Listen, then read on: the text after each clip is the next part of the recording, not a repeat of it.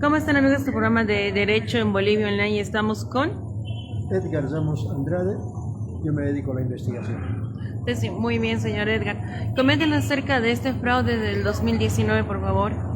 A ver, hemos concluido y este día viernes vamos a presentar en Sucre y en Potosí nuestro libro que titula Fraude 3.0, Bolivia 2016-2019, delitos y crímenes de lesa democracia. Este texto comprueba y verifica con documentos fiscales y también documentos judiciales 3 fraudes electorales que hemos vivido en Bolivia. ¿Ya? El primero es el 2016, cuando la sociedad ha sido convocada para votar en un referéndum, pero los órganos estatales, el Parlamento, el Tribunal Constitucional, el Tribunal Supremo Electoral y el propio gobierno, el órgano ejecutivo, no han respetado el resultado de 2019. Ese es el primer fraude. El segundo fraude es la elección para un magistrado del Tribunal Supremo de Justicia por el departamento del Beni. Allá en la selva, en la comunidad Misión Fátima, uno de los candidatos, que se llama Carlos Egues, ha hecho secuestrar a la notaria electoral, pero a la vez ha hecho fraude porque ha adulterado el acta electoral en 4 mesas, en 3 comunidades, ¿ya? Y después ha hecho secuestrar a la notaria electoral, ha cambiado los resultados y ha obligado a una nueva votación. Y después de eso ha cometido sucesivo fraude judicial en diferentes juicios penales, particularmente en la ciudad de Trinidad. Hasta él mismo ha sido detenido y enmanillado, recluido en la PLCC de Trinidad, pero la justicia y el Tribunal Electoral no han podido despojarle de su cargo pese al fraude comprobado. Ese es el segundo fraude. ¿Ya? Y el tercer fraude es que estamos manejando 7 indicadores para comprobar el fraude del año 2017. El primer indicador es la falta de respeto al resultado del 2016 en el referéndum. El segundo indicador es el tráfico de votantes que ha habido en Riberalta, porque en la época del empadronamiento electoral en Riberalta, el CERESI de Pando se ha trasladado hasta Riberalta en Beni para pagar 300 bolivianos por persona para que se inscriba en el padrón de Pando, ¿ya? Y vote en Pando. Eso tiene juicio y sentencia. Hay 10 sentencias judiciales, estamos publicando 4 sentencias en nuestro libro, pero todavía algunos autores intelectuales de esos fraudes están impunes, no han sido investigados. Por ejemplo, el director del CERESI de Pando, que se llama Khalil Arab, era director el año 2019, pero también los alcaldes de Gonzalo Moreno, de la alcaldía de Gonzalo Moreno y de la alcaldía de San Pedro de Pando, pero también el entonces gobernador de Pando y hoy actual senador de Pando, que se llama Luis Adolfo Flores. Entonces, ese es el segundo indicador. El tercer indicador es el traslado irregular de actas electorales. Usted se acordará que en 2019, al día siguiente de la votación, en las calles de La Paz, en Miraflores y en Sopocachi, hemos visto botadas miles de papeletas electorales. Eso significa inseguridad en el traslado de los documentos electorales, que es un material sensible, pero que lamentablemente no ha tenido en La Paz y en otros departamentos de Bolivia, no ha tenido custodia policial, custodia militar, y eso va contra el reglamento y contra la ley electoral. El cuarto indicador es el uso de computadoras clandestinas. En la elección del año 2019 se han utilizado 2 computadoras clandestinas que no formaban parte del sistema de cómputo de votos. Y se ha cortado además de manera abrupta la difusión pública del cómputo de votos del sistema TREP, que se llama, ¿ya? Y esto se ha hecho bajo órdenes directas de los vocales electorales del Tribunal Supremo Electoral y bajo amenaza de muerte desde Palacio de Gobierno a la presidenta de entonces, María Eugenia Choque, presidenta del Tribunal Supremo Electoral. Esa es una historia oscura en nuestra historia contemporánea en Bolivia, del cual todavía faltan detalles, pero que hubo amenaza, que hubo corte, eso ya nadie puede discutir. El quinto indicador, le decía, son las dos computadoras que le han codificado como BO1 y BO20. Estas dos computadoras no estaban incorporadas en la red de computación y cómputo de votos, pero en la noche de la elección, a último minuto, al saber que el MAS perdía la elección para ir a segunda vuelta, el Tribunal Electoral ha ordenado incorporar dos nuevas computadoras y eso no se puede hacer. O sea, no se puede hacer en pleno cómputo de votos cambiar de computadora. Sí, porque el TREP se ha parado esa misma noche. Esa misma noche además se paró el TREP, pero además han incorporado dos computadoras clandestinas. Estamos dando en este caso los nombres de los que han manejado. Hay un señor que se llama Sergio Daniel Martínez, es el que ha operado esa computadora clandestina, que tenía privilegios al sistema de base de datos electorales, al sistema de datos del INE para los municipios, y así se ha operado el fraude durante 6 días, desde la noche del día domingo 20 de octubre hasta el día viernes 25 de octubre del año 2019, cuando se dio a conocer el resultado final. Y además estamos dando a conocer otro indicador, que es la ley 1266. La ley 1266 es la ley de convocatoria a elecciones para el año 2020, cuando hemos tenido elecciones el 18 de octubre. Exacto. Pero esta ley también dice, se anula la elección y los resultados de la elección del año 2019. Imagínense, si una ley está anulando una elección, ¿qué más podemos discutir? Esa ley, usted lo sabe, no la aprueba una persona, ni el presidente. ¿Quién aprueba primero una ley? El Parlamento. La Asamblea. Los diputados, los senadores, se han dado cuenta del fraude y han tenido que anular una elección. Esa es otra de las grandes pruebas de la elección, del fraude electoral en la elección 2019.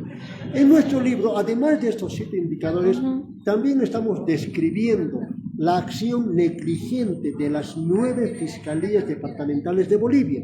Hemos hecho un repaso a las 9 fiscalías de Bolivia: Pando, Oruro, Potosí, Tarija, Cochabamba, La Paz, todo el país, cuando hemos tenido 37 muertos, hemos tenido 830 heridos, hemos tenido más de 1.500 personas detenidas, torturadas. Hemos tenido bloqueo a los buses que venían del sur de Bolivia.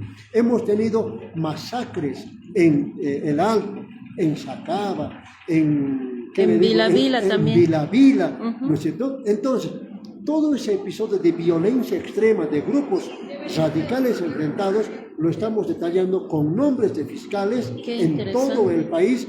Por lo tanto, también queremos demostrar que la Fiscalía y los fiscales, tanto el fiscal general Lanchipa, los 9 fiscales departamentales con nombre y apellido, y algunos fiscales de materia, son cómplices del fraude porque no han investigado el fraude, han perdonado y todavía están impunes los autores, particularmente intelectuales, del fraude.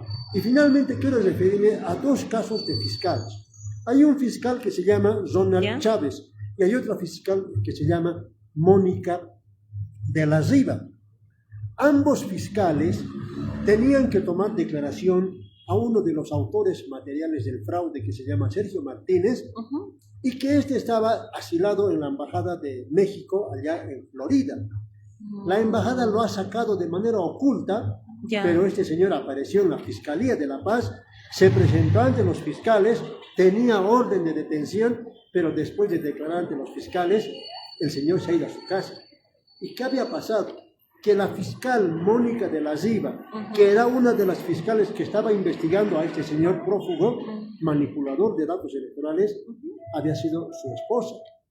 Es decir, una fiscal que es esposa de un prófugo le estaba investigando a su esposo, que era prófugo de la justicia, y lo dejó escapar. Y el señor, después de declarar, apareció en el Perú, en la frontera de Desaguadero. Estos episodios que estoy tratando de sintetizar. De hacer en el libro. Sí, está detallado con documentos en el texto, con documentos sobre todo de la Fiscalía.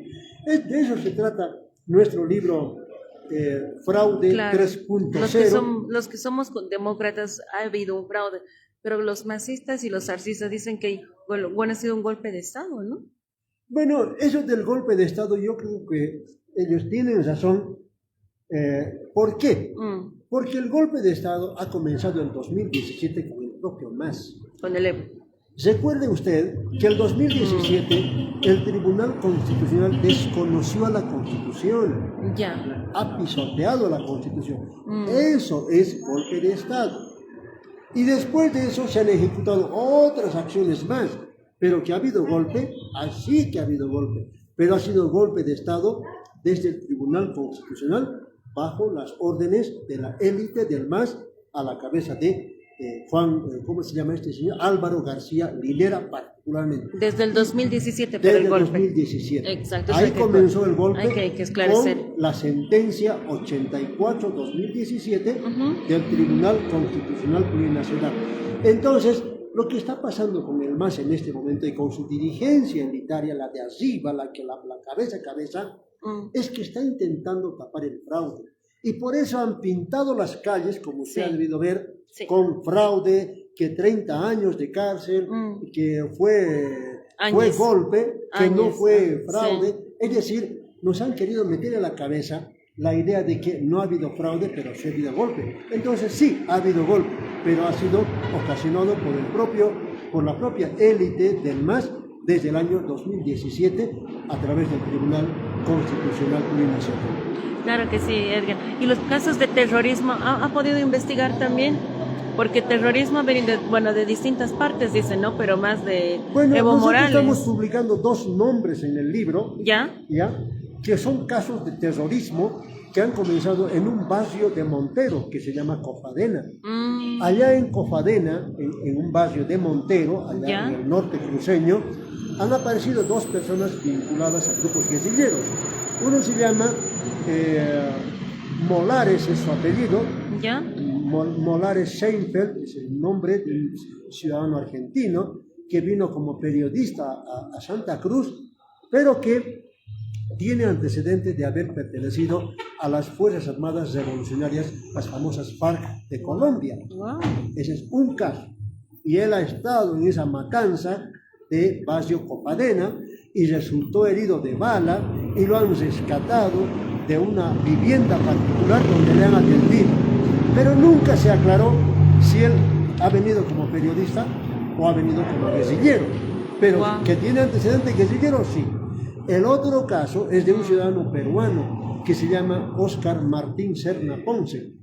Él es peruano, era miembro del movimiento revolucionario Tupac Amaru, MRTA del Perú, y vivía en Santa Cruz en la época de las elecciones.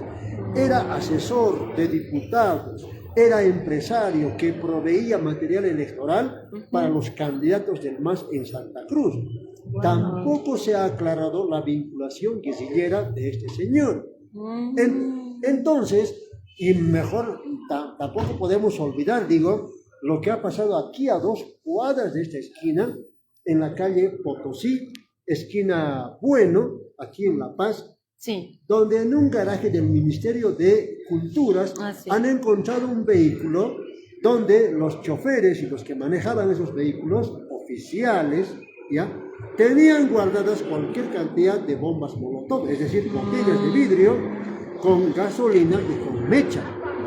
En esos días en que la Plaza Murillo, si usted recuerda, estaba cercado por 3 por 4 anillos de personas que impedían que los grupos radicales del MAS entren a la Plaza Murillo, porque si entraban iban a destrozar todo, porque la policía ya estaba rebasada. Entonces, esos hechos de violencia extrema, y como usted dice, casos de terrorismo, son los que también hemos investigado en nuestro trabajo y también lo estamos insertando siempre con documentos. No hemos querido caer en la fácil afirmación de acusar a alguien sin prueba. Nuestra investigación se basa en documentos judiciales y particularmente documentos de las fiscalías, de las 9 fiscalías de Bolivia y de la Fiscalía General del Estado. Muy bien, Edgar. Y por último, estas elecciones que van a venir, ¿se van a realizar o tal vez, cómo lo ve, que no se van a realizar? Bueno, yo creo que el Estado boliviano y nosotros los ciudadanos y los que votamos particularmente tenemos que recuperar la cordura. Es decir, ya nos hemos dicho de todo, nos hemos acusado, hasta nos hemos matado. Recuerde usted que hemos tenido 37 muertos en el año 2019. Sí. ¿Ya? Tenemos que frenar ese desenfreno de violencia y esa polarización a la que nos han llevado los dos grupos, porque no es un problema solo del MAS. Los que han entrado después del MAS a la cabeza de Arturo Murillo, ministro de Gobierno, también han ejercido violencia y terrorismo de Estado. Entonces, son dos grupos fanatizados. Yo les llamo a unos protofascistas y a los otros socialistas dogmáticos angustientos de poder. Estos dos grupos tienen que caer en algún momento. Y por tanto, tenemos que volver nosotros a una elección que tenga que ser transparente, pero eso ¿de quién depende? Sobre todo depende de nosotros, de los ciudadanos. Si nosotros seguimos permitiendo que en pleno empadronamiento se haga tráfico de votantes, que en plena elección se corte el sistema de cómputo de votos o se incrusten computadoras que no estaban programadas, que no estaban habilitadas, en ese caso entonces vamos a tener otra vez fraude, otra vez matanza y otra vez dolor. Entonces el libro Fraude 3.0 lo que está buscando es contribuir a el esclarecimiento de lo que nos ha pasado el año 2019, pero también que sea una lección para no volver a cometer errores. Tenemos que tener aprendizajes de ese dolor que hemos vivido el año 2019 y que no se repitan y no tropezar nosotros sobre la misma piedra y con el mismo pie. Y bueno, lo último, ¿no? Evo Morales va a venir en el mes de mayo para inscribirse en el Tribunal Supremo Electoral. ¿Cuál es su análisis, Edgar? Bueno, Evo Morales es un presidente que ha contribuido a la historia de Bolivia, eso debemos reconocer, al menos en los primeros 4 o 5 años de su gestión. Pero después de que se ha envilecido y se ha enajenado, una persona enajenada es una persona que pierde capacidad de decisión, y eso le ha pasado a Evo Morales, personaje al cual le han dado todo tipo de gustos, pero no porque él los pedía, sino lo han inducido. Álvaro García, Héctor Arce Saconeta y todos los que estaban a su alrededor.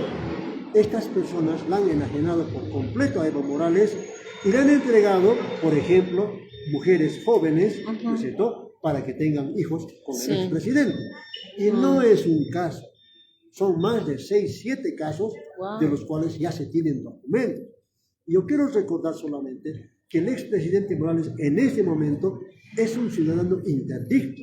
¿Por qué? Porque tiene orden de detención, ¿no es cierto? Sí, es en correcto. Tarija, en la Fiscalía de Tarija, se está procesando una investigación por estupro y por otros delitos penales. Por tanto, Evo Morales, antes de pensar si quiere ser candidato, tiene que reflexionar, hacer autocrítica, ¿no es cierto? Y rendir cuentas ante la ley, como todas las personas. Todos tenemos que someternos a la justicia cuando nos hemos equivocado. Y si nos hemos equivocado, pues tenemos que asumir responsabilidad. No podemos decir, no, yo voy a ser candidato y con eso voy a ocultar todos mis delitos. Evo Morales se equivocó. Pero yo siempre digo, cuando la prensa me pregunta, el caso de Evo Morales es de un ahogado irremediable con pataleo prolongado. Esa es la situación del expresidente. No se va a rendir tan fácilmente, pero tiene que aprender que no puede extralimitarse en su conducta personal y como funcionario público, por muy presidente que haya sido. Y por último, bueno, como ya del actual presidente, de Luis Arce, ¿cuál es su opinión? Estamos pasando por eso de los dólares, no hay gasolina, el día falta de diésel, bueno, está afectando al turismo, ni qué decir el año pasado los chequeos. Bueno, es una infinidad de cosas que estamos pasando el día de hoy. Yo tengo mi criterio personal sobre esto. Yo ya lo he escrito además en mi libro Agonía y Rebelión Social del año 2003, hace 22 años, 23 años ya. Yo dije aquella vez que el Estado boliviano es un Estado en transición traumática. ¿Ya? ¿Por qué? Porque antes del año 2000, los grupos conservadores, Sánchez de Lozada, Hugo Banzer, Jorge Quiroga, y Manfred Reyes y todos los demás que han sido ya gobierno 1, 2, 3 veces, sí, es correcto. Igual nos han sometido a enajenación de nuestros recursos naturales.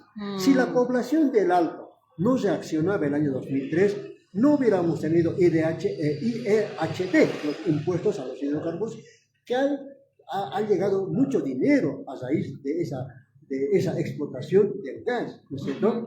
Exacto. Esa transición ahora se está prolongando. Para mí, lo que está pasando con el actual gobierno tiene dos causas fundamentales. Una causa es interna y la otra causa es externa. Ya.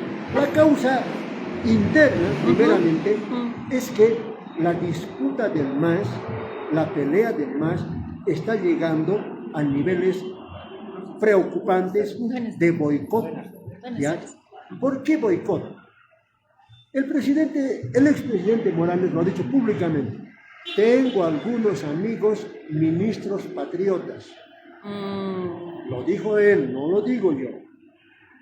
Eso quiere decir que Evo Morales todavía tiene control de una parte del gobierno. Por ejemplo, la Agencia Nacional de Hidrocarburos, para poner un solo ejemplo. Sí. Desde esas instituciones y desde otras más, yo quiero recordar, por ejemplo, que su ex jefe de gabinete, que se llama Patricia Hermosa, en este momento es funcionaria del Ministerio de Gobierno, es directora nacional del CEGIP.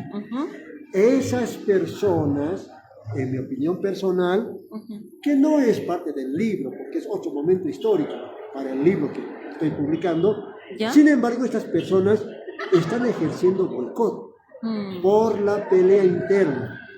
Y aquí ya no importa la vida, ya no importa la alimentación de la gente. El problema es boicot.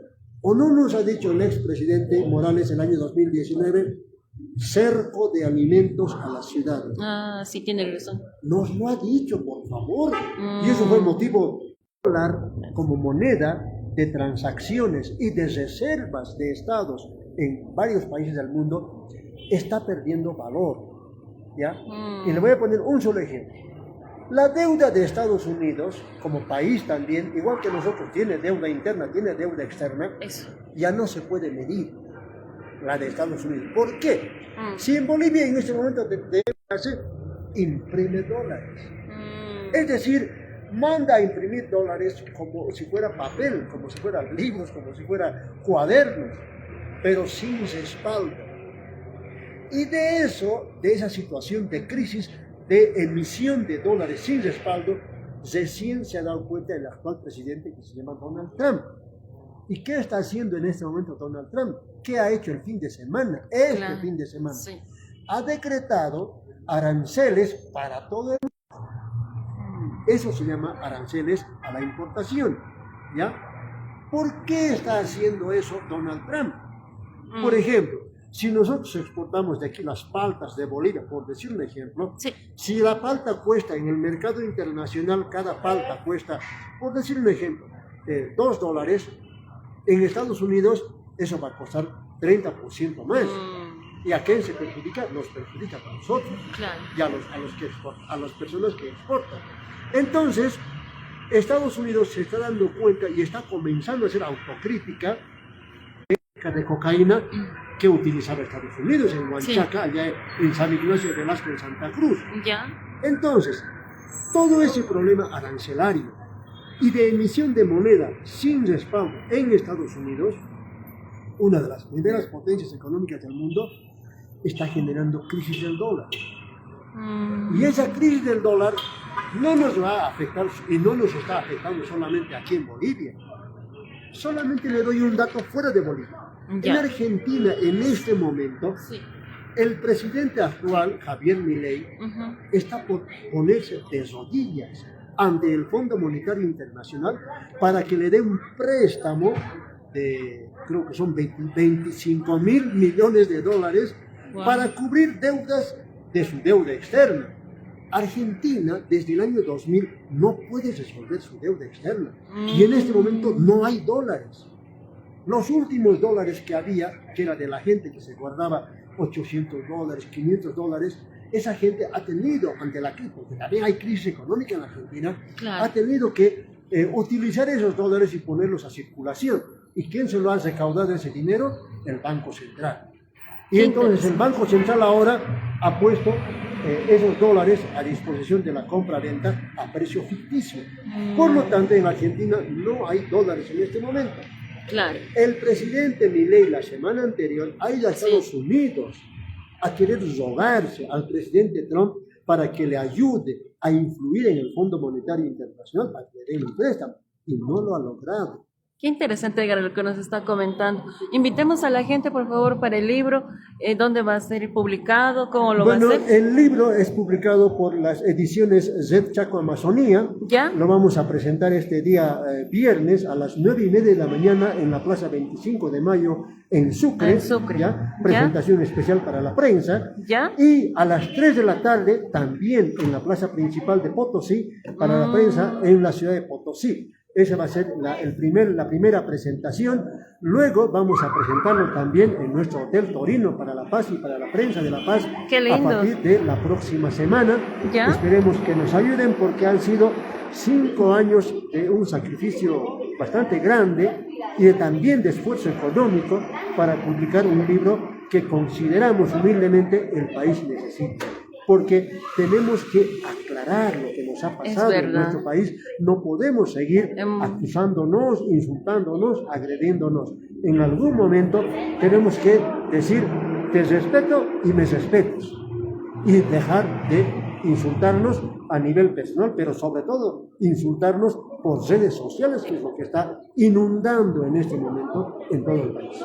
Muy bien, Edgar, muchísimas gracias por hacer el programa de Derecho en Bolivia Online. ¿Y algún número de contacto o en redes sociales cómo lo encontramos? Bueno, las personas que quisieran el libro, por favor, el libro a nivel de texto físico va a costar 130 bolivianos y a nivel de texto digital va a costar 100 bolivianos, ¿ya? Y nos pueden pedir al teléfono 758-01838. Lo voy a repetir, ¿Otra vez, por favor? 758-01838. A través de este número pueden contactarnos para entregarles o para enviarles el libro a través de un depósito vía QR, vía depósito digital. Ahora la tecnología nos permite hacer eso. Esperemos que la gente nos ayude para recuperar toda la inversión económica y de esfuerzo intelectual, físico que hemos realizado, pero que por fin ya lo hemos terminado y lo presentamos este fin de semana. Claro que sí, muchísimas gracias, Edgar, por su aporte y por su investigación más que todo, porque eso es importantísimo. Como bien dice, Bolivia tiene que estar siempre despierta, y ahora que estamos con estas elecciones y los precandidatos y todo eso, bueno, ahí estamos, ¿no? Muchísimas gracias, Edgar. Sus palabras de despedida, por favor. Muchas gracias a todos. Solamente, por favor, asumamos ciudadanía activa. No permitamos más que nos mientan, que nos engañen y que nos provoquen violencia a matarnos entre nosotros solo por ambición de poder. El poder no puede ser eterno, tiene que rotar. Si hoy día es una persona elegida como dirigente o como autoridad, pues tiene su mandato y después del mandato que se vaya a su casa o que vuelva a trabajar en lo que sabe hacer, pero no seguir queriendo quedarse como nos está pasando con la Central Obrera. Pobrecita nuestra Central Obrera Boliviana, fíjese, desde 2018, hace ya ahora 7 años, no hace congreso ordinario. Sí. El estatuto, la ley de la Central Obrera Boliviana dice tajantemente que la directiva de la COP es elegida cada 2 años en congreso ordinario, pero no hay congreso en la COP. Y nuestro dirigente, que es la cabeza de los trabajadores, el señor Guarachi, sigue en cargo. ¿Se lo ha comprado? ¿Es dueño? ¿O quién le ha dado potestad a él para que sea hasta ahora secretario ejecutivo de la COP? Por eso mismo tenemos miles de despedidos, particularmente fabriles, en el departamento de Santa Cruz, que no tienen defensa. La Central Obrera está dedicada a traficar cargos laborales en el gobierno, Es un tema pero muy, está distraído de defender sí, a los trabajadores. muy importante. Yo me adhiero realmente y me solidarizo, los hemos apoyado también materialmente a los trabajadores fabriles de Santa Cruz, que son 5.000, que han ganado sentencias constitucionales en Sucre para ser reincorporados. Pero los empresarios se les siguen, los fiscales se les siguen, no pueden reincorporarse y están en la calle. Han tomado varias veces fiscalías, han tomado el Palacio de Justicia de Santa Cruz, han ido a Sucre, se han reunido con el tribunal, pero no se han reincorporado. Y la Central Obrera Boliviana no aparece en esos conflictos. Este tema es importante, ¿no? Para más adelante tal vez podemos hacerlo. Sí, muchas gracias por todo. Gracias, Edgar, muchísimas gracias. Estamos pendientes del libro. Muchísimas gracias. A usted.